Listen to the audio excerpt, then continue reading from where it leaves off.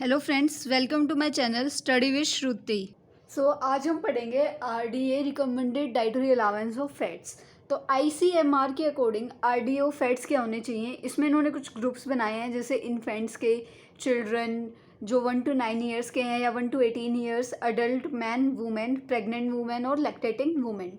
तो इनके हिसाब से अलग अलग ग्राम पर मतलब ग्राम ऑफ फैट लेना चाहिए पर डे।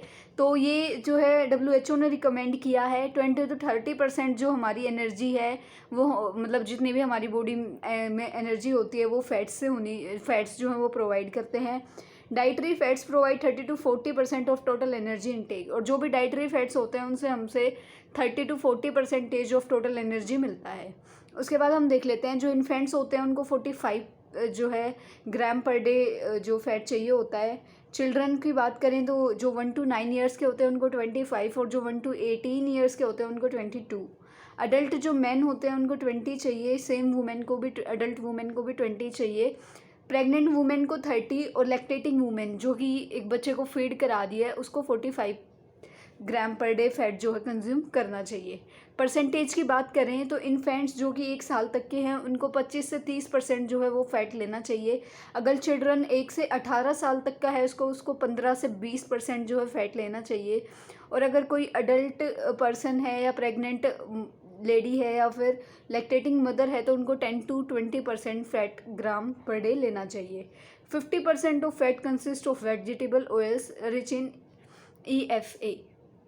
तो जो 50% जो भी फैट होता है वो वेजिटेबल ऑयल्स में जो है वो प्रेजेंट होता है, और इसको हम एक रिच सोर्स कह सकते हैं इसेंशियल फैटी एसिड्स का। अब हम देखते हैं अनहेल्दी और बैड फैट्स कौन से होते हैं, जिनको हम ट्रांस फैट भी कहते हैं, जो कि हमारा जो बैड कोलेस्ट्रॉल होता है या फिर हम कह सकते हैं बैड जो इंक्रीज कर देते हैं ये लो डेंसिटी लिपोप्रोटीन को, जो हमारे लिए अच्छा नहीं होता है। उसके बाद ये डिक्रीज कर देते हैं गुड HDL यानी कि हाई डेंसिटी लिपोप्रोटीन, जो हमारी बॉडी के लिए अच्छा होता है, ये उसको डिक्रीज़ कर देते हैं। ये इन्फ्लामेशन बहुत ज़्यादा क्रिएट करा देते हैं हमारी बॉडी में, लिंक टू हार्ट डिजीज़ और स्ट्रोक्स। इनकी वजह से हमारी बॉडी में क्या होता है, हार्ट डिजीज़ या फिर स्ट्रोक्स आने के जो हैं चांसेस ज़्यादा होते हैं। और इंसुलिन को रेजिस्टेंस बना देते हैं, मतलब ये सेल्स को ऐसा बना देते हैं जिसकी वजह से इंसुलिन का जो वर्क है वो उन पर नहीं होता है, कोई भी असर नहीं होता है। Increase risk of developing diabetes 2, जो भी डायबिटीज़ 2 होती है उनको बढ़ाने में, उनके रिस्क को ज़्यादा करने में जो है ये एफिशिएंट रोल प्ले करते हैं। सोर्सेज ट्रांस फैट के क्या क्या होते हैं, जो कि बेक्ड, कोई भी बेक्ड जो भी फूड होता है जैसे कि पेस्ट्रीज, कुकीज़, इन सब में जो है ट्रांस फैट प्रेजेंट होता है। उसके बाद जो भी स्नैक्स होते हैं जो कि पैक्ड फूड होता है, जैसे कि चिप्स हो गए, पॉपकॉर्न हो गए या फिर कुरकुरे वगैरह जो भी हम खाते हैं, तो उन सब में भी जो है ट्रांस फैट प्रेजेंट होता है। फ्राइड जो फूड होता है उन सब में भी, और जो हाइड्रोजनेटेड फूड होता है उसमें भी ट्रांस फैट जो है वो प्रेजेंट होता है। अब हम फंक्शंस देख लेते हैं फैट के, कि फैट के क्या क्या फंक्शंस हैं।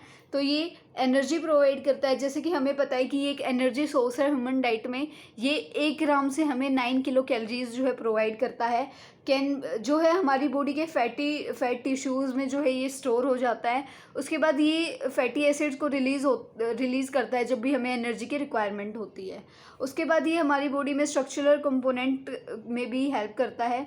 Control the movement of substances in and out of the cell, ये सेल से अंदर और बाहर जाने में सब्सटेंसेस को हेल्प करता है। उसके बाद ये फोस्फोलिपिड, ट्राइग्लिसराइड और कोलेस्ट्रॉल जो है इसी बने हुए होते हैं, फैट से बने हुए होते हैं। Main integrity of cell membrane की इंटीग्रिटी को मेंटेन करने में हेल्प करता है। उसके बाद arrangement of membrane and thereby its fluidity, membrane की अरेंजमेंट को और उसकी फ्लूइडिटी को मेंटेन करता है, स्ट्रक्चर को मेंटेन करता है सेल के। उसके बाद strong chain of fatty acid and unsaturated fatty acid are less stiff and less viscous, तो ये बहुत ज़्यादा स्टिफ भी नहीं होते हैं और बहुत ज़्यादा विस्कस भी नहीं होती है जो चेन होती हैं फैटी एसिड की। उसके बाद ये बहुत सारे बायोलॉजिकल फंक्शंस में भी हेल्प करता है। ये एंडोसाइटोसिस करता है, यानी कि अगर सेल में कुछ प्रॉब्लम है तो वो उसको खुद इनगल्फ कर लेता है।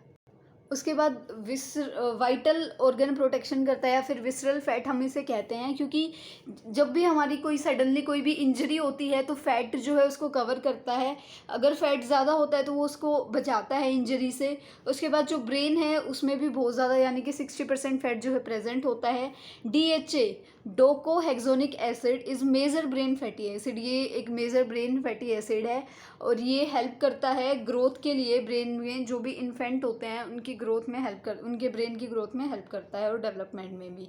उसके बाद ये विटामिन्स का कैरियर है, जैसे कि हमें पता है कि फैट सोल्यूबल विटामिन्स होते हैं और ये उसको एब्जॉर्व करने में भी हेल्प करता है। उसके बाद ये बॉडी फंक्शंस में ये मतलब जो बॉडी है उसके टेम्परेचर को ये मेंटेन रखता है, क्योंकि ये हीट को अंदर ही अंदर रखता है, उसको अंदर ही अंदर इंसुलेट करता है, जिससे कि हमारा जो बॉडी टेम्परेचर है वो मेंटेन रहता है।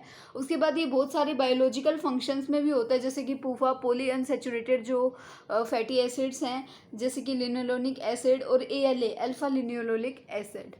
उसके बाद ये प्रोटीन स्पेयरिंग एक्शन में भी हेल्प करता है, मतलब प्रोटीन को हेल्प करता है अपने फंक्शंस करने के लिए, उनकी ग्रोथ के लिए और उनकी मेंटेनेंस के लिए। उसके बाद ये प्रोटीन्स को ऑक्सीडाइज करने में भी हेल्प करता है उसके एनर्जी के लिए।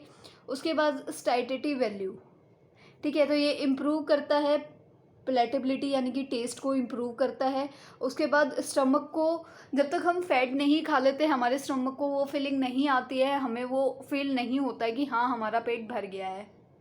उसके बाद सिंथेसिस ऑफ हॉर्मोन्स, और जो भी हॉर्मोन्स होते हैं उनको बनने में भी हेल्प करता है। जैसे कोलेस्ट्रॉल एक बहुत ज़रूरी स्टेरॉइड हार्मोन है, मतलब कोलेस्ट्रॉल से बहुत स्टेरॉइड हार्मोन्स भी बनते हैं और कोलेस्ट्रॉल भी, तो ये इनकी प्रोडक्शन में भी हेल्प करता है, जैसे कि बाइल एसिड्स और सेक्स हार्मोन्स।